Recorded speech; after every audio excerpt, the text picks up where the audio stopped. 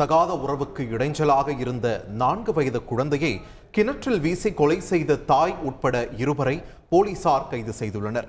நாமக்கல் மாவட்டம் கபிலர்மலை பகுதியைச் சேர்ந்த தம்பதி முத்தையா, ஸ்னேகா. இவர்களுக்கு 4 வயதில் பூவரசி என்ற பெண் குழந்தை உள்ளது. இந்த நிலையில் ஸ்னேகாவுக்கு சேந்தமங்கலம் பகுதியைச் சேர்ந்த சரத்குமார் என்பவருடன் தகாத உறவு ஏற்பட்டதாக கூறப்படுகிறது. இதனை முத்தையா கண்டித்ததுடன் காவல் நிலையத்திலும் புகார் அளித்திருக்கிறார்.